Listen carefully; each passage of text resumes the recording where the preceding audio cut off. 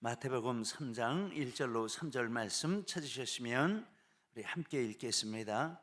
그때에 세례 요한이 이르러 유대 광야에서 전파하여 말하되 회개하라 천국이 가까웠느니라 하였으니 그는 선지자 이사야를 통하여 말씀하신 자라. 광야에 외치는 자의 소리가 있어 이르되 너희는 주의 길을 준비하라. 그가 오실 길을 곧게 하라 하였느니라. 아멘. 할렐루야. 오늘도 우리 하나님 우리 예배 자리에 함께 하신 줄 믿습니다. 오늘 말씀은 기도의 열매 세례 요한, 이런 제목을 잡았습니다. 세례 요한에 대한 내용이 본문에 나와 있는데, 지난주 말씀을 보면 헤롯이 죽고 왕권을 지키겠다고 아내들과 아들들까지 이렇게 여러 명을 살해를 했지만 그가 죽었습니다.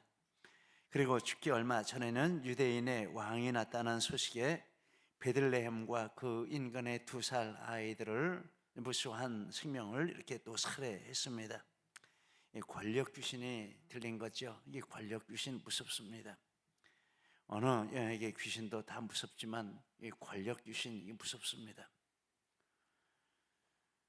그리고 요셉이 하나님 지시하심을 받아서 이스라엘로 돌아왔고 나사렛에 가서 살았다라고 말씀합니다. 요셉은 항상 하나님의 뜻을 순종하려는 자세를 가지고 있었고, 그래서 말씀을 들을 때마다 순종할 수 있었다는 교훈도 받았습니다. 그리고 요셉이 나사렛에 가서 이렇게 살게 하신 것은 예수님 때문인데, 예수님이 나사렛 사람이라 이렇게 부르심을 받을 것이라 하신 성경 말씀을 이루시기 위해서다라고 했습니다. 나사렛 사람이라는 말은 가장 비천한 계층, 가장 비천한 사람, 이런 뜻입니다. 우리는 좋은 데 가서 살려고 하지 않습니까? 어디가 좋아? 그러면 제일 좋은 데 있어. 천당 밑에 분당 위에 강남 제일 좋은 데 있어. 다 그리로 몰려가려고 거기가 가면은 다 성공한 것처럼 이렇게 생각들 하고 있지 않습니까? 강남에 집 한 채만 가지면은 완전 대성공인 것 같이. 그런데 예수님은 가장 비천한 지역에 나사렛에 가서 이렇게 사시고, 공생의 사역을 시작할 때까지, 공생의 전까지 보면 평생이라고 하겠죠. 그리고 3년 공생에 사역하시고, 그래서 30년을 나사렛에서 사셨습니다. 뭐 좋은 거 바라보고 뭐 이렇게. 예수님은 참 이 땅에 나사렛이라는 가장 낮은 곳으로 오시기 위해서 오셨다라고 하겠습니다. 그래서 말구유에서 나셨고 나사렛에서 사셨고 가장 비천한 십자가에서 죽음을 죽으셨다. 우리는 세상의 흐름과 거꾸로 가는 이런 것이 우리 성도의 삶의 모습이라고 하겠습니다. 참되게 예수님을 따라가려면 예수님은 가장 낮은 곳으로 가시는데 우리도 낮은 곳으로 따라가야 예수님 따라가는 거죠. 높은 곳으로, 잘 보이는 곳으로, 인기 있는 곳으로, 이거는 예수님 따라가는 것과 거스르는 것이다 라고 했습니다. 그리고 예수님은 이렇게 나사렛 사람이라는 그 이름을 이렇게 삶으로 성취하셨는데, 요한복음 19장 삶과 죽음으로 성취하셨는데, 요한복음 19장 19절 30절에 보면 빌라도가 패를 써서 십자가 위에 붙이니 나사렛 예수 유대인의 왕이라 기록되었더라. 거기에 나사렛 예수라는 이름이 이 패의 기록이 되었습니다. 이것도 우연히 일어난 것이 아니고, 그래서 예수님이 하신 말씀이 있는데 다 이루었다. 마지막에 이런 말씀을 하시고 영원히 떠나가셨다라고 말씀하고 있습니다. 이게 나사렛 예수라는 이 단어 가운데 들어있는 참된 뜻으로 우리는 봅니다. 그래서 예수님 만나려면 낮은 곳으로 가야지, 낮은 곳으로 가지 않으면 예수님 만날 방법이 없다라고 하겠습니다. 이제 오늘 본문은 세례 요한에 대한 말씀이 되겠습니다. 이 요한의 출생은 부모의 기도의 열매다. 그래서 기도의 열매 세례 요한, 이렇게 제목을 잡았는데, 이제 요한의 출생에 대한 기사를 살펴보니까 요한은 정말 이 부모의 기도의 열매로 이 땅에 하나님이 보내셨다라고 생각을 하게 됩니다. 누가복음 1장을 배경으로 보면 요한의 부모는 제사장 사가랴 그리고 아론의 후손 엘리사벳인데, 사가랴도 제사장이니까 아론의 후손이죠. 둘 다 그러니까 이제 믿는 집안 출신이다라고 하겠습니다. 믿어도 보통 믿는 게 아니라 너무 정말 진짜로 믿는 그런 집안의 이런 후손이고, 그리고 사가랴는 제사장이고 엘리사벳은 이제 그 부인이고, 사가랴라는 뜻은 하나님께서 기억하신다 이런 뜻이 되겠습니다. 엘리사벳은 하나님은 맹세시다라는 뜻이 되겠습니다.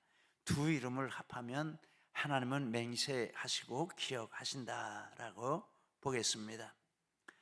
이렇게 기도하는 일에 대해서 하나님이 응답하시는 것을 맹세로 약속해 주셨고, 또 기도하면 그것을 기억하신다 이런 의미로 생각도 됩니다.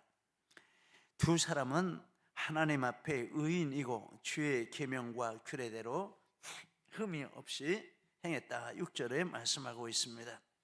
그런데 그럼에도 불구하고 문제가 있는데, 엘리사벳이 잉태를 못했고 그리고 둘이 나이가 많았다 7절에 말씀하고 있습니다.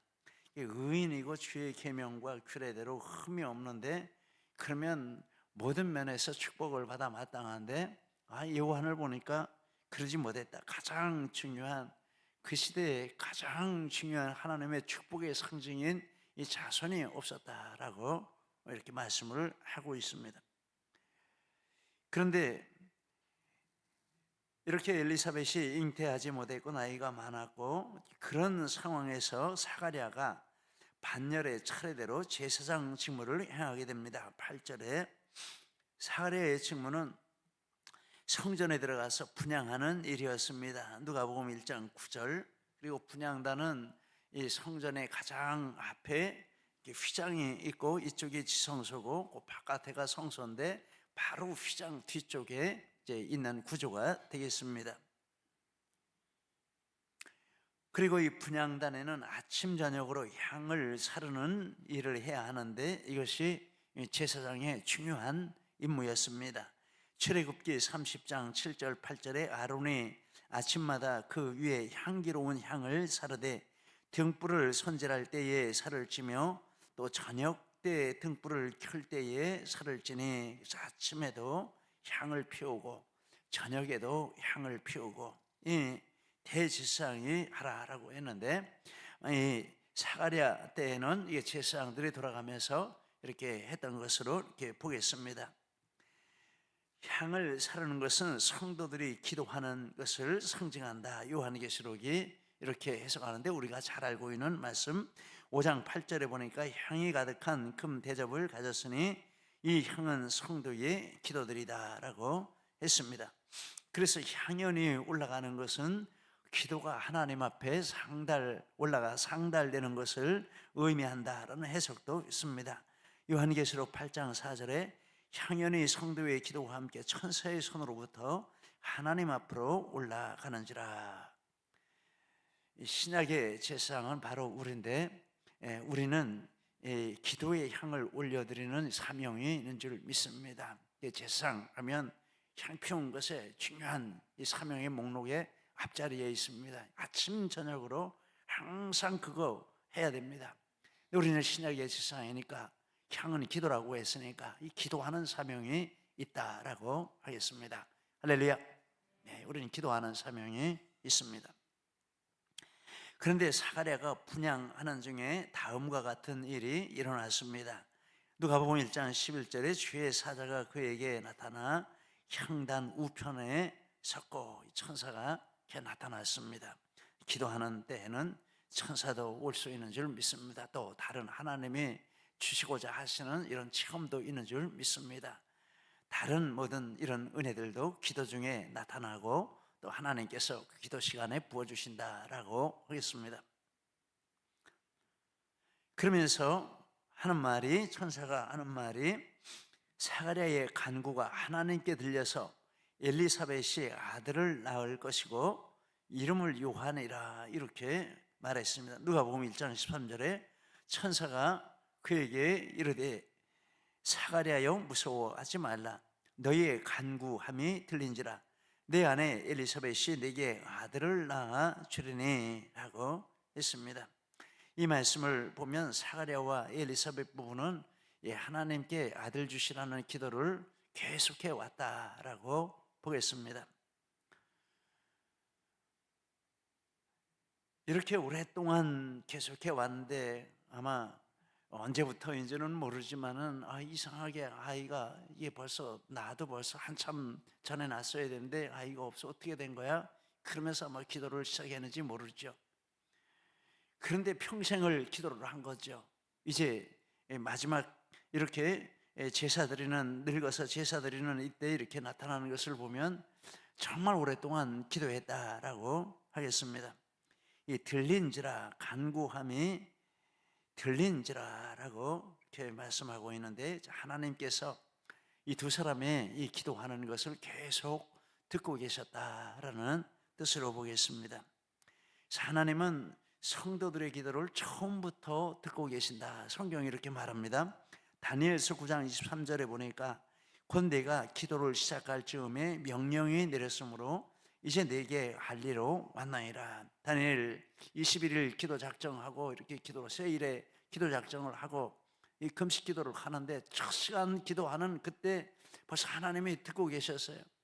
그런데 그 내막을 보니까 천사를 보냈는데 천사가 중간에 가로막고 있는 영적인 세력하고 싸우다가 이렇게 21일이 걸렸다 이런 내용이 나오고 있습니다. 그래 기도가 응답되는 과정에는 우리가 알 수도 있지만 또 알 수 없는 더 많은 영역에 이런 일들이 일어날 수 있다라는 것입니다. 어떤 그런 것들이 이렇게 가로막고 있을 수 있다라는 것입니다.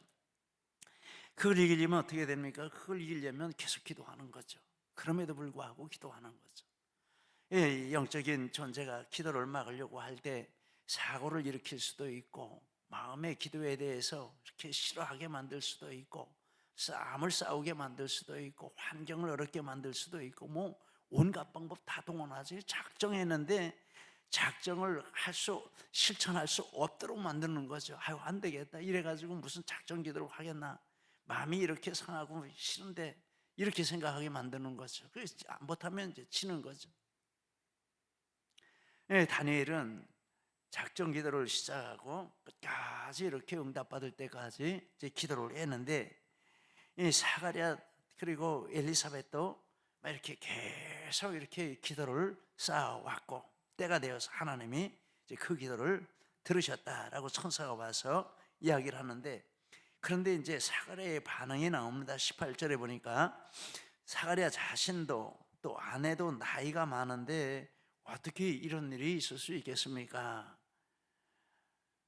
하나님께서 자기 기도에 응답해 주심을 믿지 못하겠다라는 것인데 이제 그 근거는 자기들의 나이가 많다. 참 나이는 우리의 모든 것을 제약합니다. 우리 생각의 거의 100%는 나이에 근거해서 생각하고 말하게 됩니다. 그렇죠? 모든 게 나이에 근거해서 생각하고 말하게 됩니다. 그런데 이렇게 이 자녀를 낳는 문제는 더 그렇죠. 이제 불가능한 상황이 되었다라는 것입니다. 나이가 우리가 다 나이가 많은데 어떻게 그런 일이 있을 수 있겠습니까? 이렇게 대답하고 자기 기도에 응답해 주심을 이렇게 자기들의 환경이 그러기 때문에 믿을 수가 없다라고 이렇게 한 것입니다. 인간의 나이만 아니라도 나이가 나타내는 것은 사람의 능력을 포함하는 것이죠. 꼭 나이뿐만 아니라 자기 환경, 자기 능력, 자기 한계 뭐 이런 것들이 다 그 나이라는 단어 가운데 함께 포함되어 있다라고 보겠습니다. 그런데 그것이 그 인간적인 능력을 상징하는 것인데 우리는 기도를 하면서도 이 인간적인 능력에 근거해서 판단하고 결정하고 또 이렇게 마침표를 찍기도 하고 이렇게 한다라는 것입니다. 지금 사가랴도 그런 상황이 되었다라고 하겠습니다. 그런데 아브라함과 사라도 그랬습니다. 창세기 17장 17절에 보니까 아브라함이 엎드려 웃으며 마음속으로 이르되 100세 된 사람이 어찌 자식을 낳을까? 사라는 90세니 어찌 출산하리요? 이 나이의 벽에 부닥쳤습니다. 이 나이에 어떻게 합니까? 거의 이 나이는 절대적인 사람들의 기준이다라고 하겠습니다. 사례도 그랬습니다. 창세기 18장 10절 11절에 보니까 내 안에, 화면 나옵니까? 성경 구절 좀 비춰주세요. 예. 그 다음에 내 안에 사라에게 아들이 있으리라. 아브라함과 사라는 나이가 많아 늙었고 사라에게는 여성의 생리가 끊어졌는지라. 사라가 속으로 웃고 이르되 내가 노쇠하였고 내 주인도 늙었으니 내게 무슨 즐거움이 있으리요. 하나님 말씀에 이 웃음으로, 이 웃음은 받아들이는 웃음이 아니고 거부하는 웃음이죠. 아이고 하나님도 실없는 말씀 하시네, 뭐 이런 거죠. 그런데 어떻게 됐습니까? 아브라함, 사라는 나중에 하나님 말씀대로 될 것을 이렇게 믿었다라고 말합니다. 하나님이 아마 믿게 해주신 것 같아요. 절대로 믿어도 보통 믿는 게 아니라 절대로 믿는 이런 믿음을 주신 것 같아요. 로마서 4장 18절에서부터 21절 우리 같이 읽겠습니다. 아브라함이 바랄 수 없는 중에 바라고 믿었으니 그가 100세나 되어 자기 몸이 죽은 것 같고 사라의 태가 죽은 것 같음을 알고도 믿음이 약하여 지지 아니하고 믿음이 없어 하나님의 약속을 의심하지 않고 믿음으로 견고하여져서 하나님께 영광을 돌리며 약속하신 그것을 또한 능히 이루실 줄을 확신하였으니 그러므로 그것이 그에게 의로 여겨졌느니라. 참 놀라운 이런 변화가 일어났습니다. 하나님이 이제 그 믿음을 주신 것 같아요. 나이를 초월하는 믿음, 환경을 초월하는 믿음. 이제 이때 이후로 아브라함이 이렇게 이삭을 얻게 된 이후로는 이제 믿음이 그런 수준으로 올라간 것 같아요. 부활신앙까지 올라가고 하나님의 때 볼 것을 즐거워하다가 기다리다가 즐거워하고 이런 말씀도 나오지 않습니까? 그래 예전에는 자기들의 그 나이의 한계, 몸의 이 약함의 한계가 절대적인 것이었는데 이제는 그건 아무 문제가 안 되고 하나님의 능력이 절대적인 기준이 되는 이런 축복을 받았습니다. 야, 이거 정말 놀라운 축복입니다. 참 우리도 그래야 되겠구나 이렇게 생각을 하게 되는데, 그런데 또 성경을 읽으면서 이렇게 보니까 하나님께서 우리에게는 이미 이런 아브라함 수준의 믿음을 주셨다 이렇게 생각하고 확신할 수 있는 말씀이 나오는데 로마서 4장 23절 25절입니다. 이것도 같이 읽겠습니다. 그에게 의로 여겨졌다 기록된 것은 아브라함만 위한 것이 아니요 의로 여기심을 받을 우리도 위함이니 곧 예수 우리 주를 죽은 자 가운데서 살리신 이를 믿는 자니라. 예수는 우리가 범죄한 것 때문에 내줌이 되고 또한 우리를 의롭다 하시기 위하여 살아나셨느니라. 아멘입니다.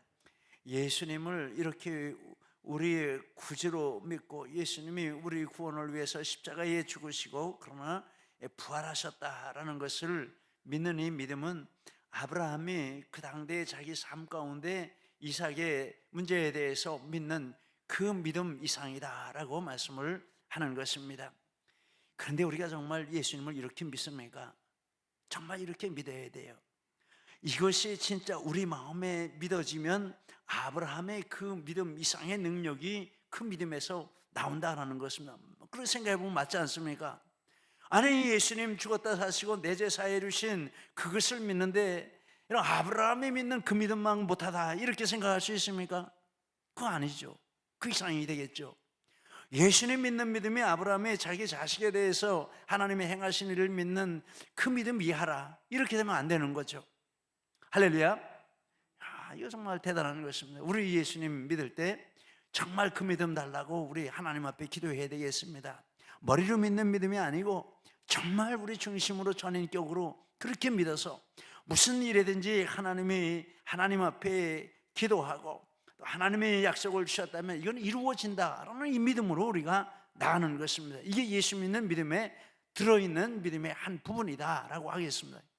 절대적인 기도 응답을 믿는 믿음은 예수님을 주님으로 믿는 그 믿음의 절대적인 한 부분입니다. 예수님 믿으면 그것도 믿어야 되는 겁니다.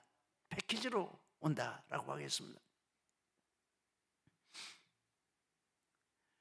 그래서 천사의 말대로 엘리사벳이 세례 요한을 잉태하고 출산했습니다. 누가복음 1장 24절에 이후에 그의 아내 엘리사벳이 잉태하고 57절에 엘리사벳이 해산할 기한이 차서 아들을 낳으니 그리고 천사는 요한이 하나님 앞에서 큰 자가 될 것이라 이렇게 또 말을 해주었습니다. 15절에 누가복음 1장 15절에 모태로부터 성령 충만을 받을 것이다. 그래서 예수님이 마리아가 이렇게 방문했을 때 복중에서 엘리사벳 복중에서 아이가 뛰어놀았다 그런 얘기가 나오고 있죠. 선구자로 와서 백성들로 예수님 맞을 준비를 시킬 것이다. 누가복음 1장 17절에 보면 그가 또 엘리야의 심령과 능력으로 주 앞에 먼저 와서 아버지의 마음을 자식에게 거스르는 자를 의인의 슬기에 돌아오게 하고 주를 위하여 세운 백성을 예비하리라. 예수님의 선구자로 온다. 선구자의 사명을 감당할 것이다 라고 했습니다. 그리고 이스라엘 자손을 하나님께로 많이 돌아오게 할 것이다. 5절 6절에 예루살렘과 온 유대와 요단강 사방에서 다 그에게 나와 자기들의 죄를 잡아가고 요단강에서 그에게 세례를 받더니 많은 사람이 이렇게 돌아오는 이런 역사가 있었다라고 합니다. 그래서 이런 내용을 이렇게 쭉 살펴보면서 위대한 인물들은 적어도 성경에 보면 부모의 기도의 열매로구나 이런 생각을 하게 되었다라는 것입니다. 기도의 열매 세례 요한. 몇 가지 예를 살펴보았는데 이제 우리가 잘 아는 이삭도 그 중에 한 사람입니다. 창세기 12장서부터 보면 아브라함이 신앙생활을 하게 된 동기가 있습니다. 그게 뭔가 하면 아들 주겠다 그거였어요. 자식 주겠다. 근데 자식이 없었는데 하나님이 자식 주겠다 하니까 그게 신앙생활을 한 출발이 됐습니다. 창세기 11장 30절과 12장 2절 4절에 보면 사레는 임신하지 못함으로 자식이 없었더라. 내가 너로 큰 민족을 이루고 너에게 복을 주어 내 이름을 창대하게 하리니 너는 복이 될지라. 이 아브라함이 여호와의 말씀을 따라갔고, 즉 너 아들 주고 아들 통해서 후손 많게 해줄게, 나 믿어, 이렇게 하니까 아브라함이 그것 때문에 하나님 말씀 따라갔다 이렇게 되는 거죠. 자식 때문에, 자식 준다는 약속 때문에 하나님 앞에 믿음 생활을 시작했습니다. 근데 하나님이 자식을 안 주시는 거예요. 자식을 안 주시고 자꾸 시간이 지나가니까 초조하고, 그래서 인간적으로 수단도 방법도 써보고, 근데 그것이 또 큰 고통이 되고 이런 우여곡절을 겪는데 그동안에 뭐 했겠습니까? 하나님 앞에 기도했겠죠. 하나님 자식 주신다고 했는데 왜 안 주십니까? 뭐 갈수록 더 간절한 기도를 했겠죠. 그래서 25년 동안 75세에 부르심을 받고 100세에 이삭을 낳았으니까 25년 동안 정말 간절하게 기도했습니다. 무슨 기도를 했을까? 자식 주시면 하나님께 바치겠습니다. 하나님 뜻대로 키우겠습니다. 전적으로 하나님께 맡기겠습니다. 이런 기도 하지 않았을까 싶습니다. 그리고 하나님이 아마 그 기도를 계속 이렇게 하도록 만들고 이렇게 받으시고 그 기간이 그런 기간이다라고 생각을 하게 됩니다. 그래서 이런 기도 끝에 낳은 그 이삭이 아브라함과 야곱과 함께 믿음의 3대 족장 중에 한 사람이 되었습니다. 출애굽기 4장 5절에 보면 출애굽기 4장 5절에 그들의 조상의 하나님 곧 아브라함의 하나님, 이삭의 하나님, 야곱의 하나님 여호와가 내게 나타난 줄을 믿게 하려 하매니, 모세에게 하나님이 나타나서 하는 말이 아브라함의 하나님이고 이삭의 하나님이고 야곱의 하나님이시다. 조상들 얼마나 많습니까? 노아도 있고 에녹도 있고, 그런데 아브라함과 이삭과 야곱의 하나님이다 이렇게 말씀하셨습니다.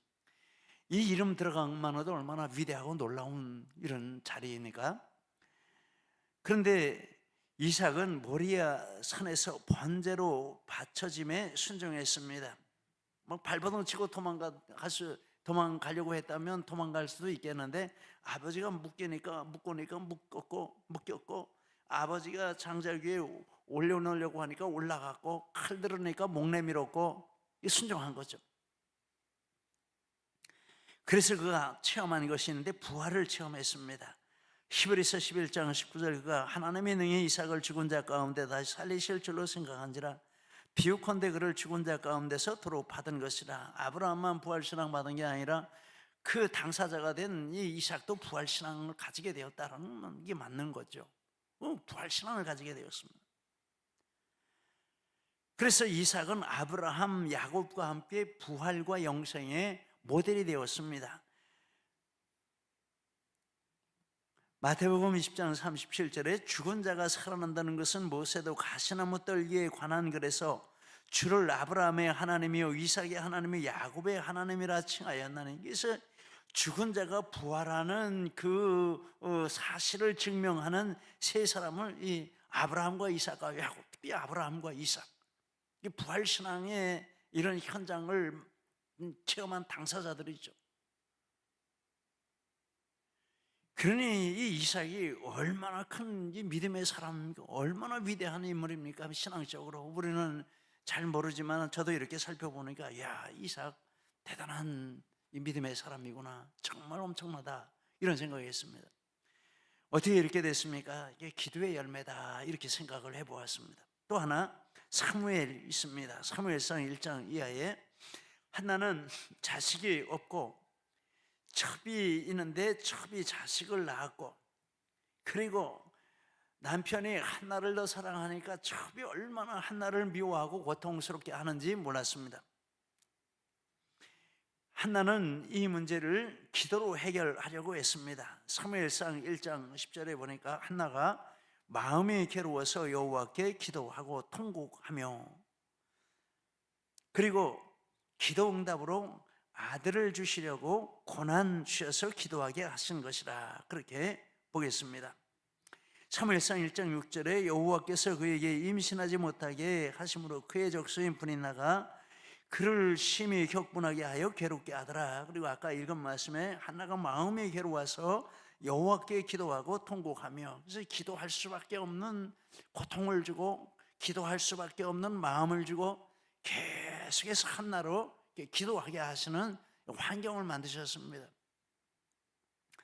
계속 기도했는데, 그런데 얼마 기간인지는 모르지만 상당한 기간이 흘렀겠죠. 이렇게 시간이 흐른 끝에 하나님께서 한나에게 사무엘을 주셨는데, 이 아들 내가 기도해서 얻었습니다, 이렇게 제사장에게 가서 말했습니다. 1장 20절에 보니까 한나가 임신하고 때가 이름에 아들을 낳아 사무엘이라 이름하였으니 이는 내가 여호와께 그를 구하였다 함이더라. 그래서 이름 자체를 그렇게 사무엘은 하나님께 구해서 응답받았다, 그런 뜻이겠죠. 그렇게 이름을 지었어요. 너 하나님께 기도해서 응답받은 아이야. 뭐 나면서부터 귀에 아주 그냥 딱지가 앉을 정도로 그렇게 이름으로 불러주고, 제사장 앞에 가서도 내가 기도했는데 하나님이 이렇게 응답을 주셔서 이 아이를 하나님께 바치려고 왔습니다, 이렇게 말을 했습니다. 사무엘은 마지막 사사가 되었고 다윗을 왕으로 세워 이스라엘 왕정 시대를 열었고, 그 이름으로 성경 사무엘상 사무엘 하사가 쓰여지는 이런 위대한 인물이 되었다라는 것입니다. 아마 한나는 아들을 낳고 나서 그 이후로 평생 그 아들을 위해서 기도의 제단을 쌓았을 것이다, 이렇게 생각하면 틀리지 않을 것입니다. 그리고 이제 세례 요한 이야기가 나오는데, 누가복음 1장 13절, 그렇게 간구함이 들린지라, 즉 사가랴와 엘리사벳이 평생 간구한 열매로 하나님이 이렇게 세례 요한을 주신 것으로 보겠습니다. 그런데 얼마나 위대한지 예수님이 그 앞에 보면 그런 이제 이렇게 천사가 사가랴에게 네 아들이 이런 사람이 될 것이다 라고 하는 그 말조차도, 그 말 정말 위대한 말씀인데, 그런데 예수님도 그 말씀을 하셨습니다. 마태복음 11장 11절에 내가 진실로 너희에게 말하노니 여자가 낳은 자 중에 세례 요한보다 큰 이가 일어남이 없도다. 세례 요한은 구약의 마침표를 찍는 사람이고 신약의 문을 여는 사람이고 이런 위대한 인물입니다. 인류의 두 시대의 문을 닫고 새로운 문을 여는 인물이 이 세례 요한이다라고 보면 맞습니다. 얼마나 위대합니까? 그래서 이런 분들을 쭉 이렇게 생각해 보면 정말 하나님이 들어쓰신 이 위대한 인물들은 하나님이 먼저 이렇게 기도하게 하시는구나. 오랫동안 간절하게 기도를 쌓게 하시고 그 기도의 열매로 보내시고 그 기도의 열매로 이렇게 위대한 인물로 들어쓰시는구나, 이런 생각을 해보았습니다. 우리에게도 적용되는 진리라 이렇게 생각을 해보고, 또 자녀 문제만 아니라 간절히 기도시키시는 모든 기도의 제목에 대해서도 우리는 이 진리를 적용하면 틀리지 않겠다, 이런 생각을 하게 됩니다. 이게 소가 있습니다.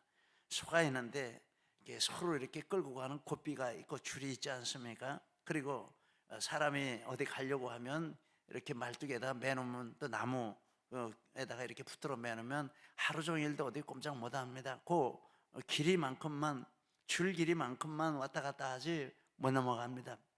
그런데 기도가 그런 것이 아닐까, 이런 생각해 봅니다. 우리가 자녀들을 위해서 기도할 때 그 자녀들이 아무리 지금 부모의 눈에는 아닌 것처럼 보여도 포기하지 않고 계속해서 이 자녀를 붙들고 기도할 때 그 자녀가 그 줄만큼 안에서 움직이는 거지 결코 밖으로 벗어나지 못한다, 이런 생각을 하게 됩니다. 그러면서 또 한 가지는 이제 이 소를 데려다가 뭐 이렇게 마차를 끌게 하거나 뭐 또 쟁기를 키워서 일을 하게 하거나 그렇게 할 때는 그 고삐를 끌고 가서 그거 다 하는 겁니다. 이게 끄는 대로 끌려오는 겁니다.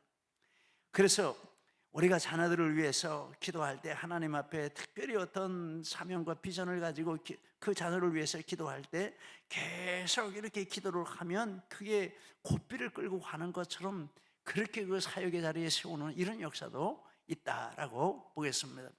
이 자녀들을 보면서, 이 위대한 인물들을 보면서 그런 묵상을 해봅니다. 여러분, 자녀들을 위한 기도에 여러분 힘내시기 바랍니다. 포기하지 마시기 바랍니다. 지금은 안 믿어도 지금의 결론이 아니고 지금은 진행 중인 상황이고 또 지금은 어떤 특별한 것 같지 않아도 그것도 지금 만들어져가는 과정이지 아직 마침표를 찍은 것은 아니다라는 것입니다. 하나님이 하실 일이 있으신 줄 믿습니다. 강하고 담대하게 낙심하지 말고 포기하지 말고, 또 자녀 문제만 아니라 우리의 모든 삶의 영역에서 우리에게 주신 기도의 제목이 있으면 끝까지 포기하지 말고 끌고 나가면 하나님의 그 기도 가운데 마침내 역사하시고 또 교회 가셨던 놀라운 일을 이루시는 그런 통로로 삼아주시는 줄 믿습니다. 이런 해가 우리 모두에게 충만하시기를 예수님 이름으로 축복합니다.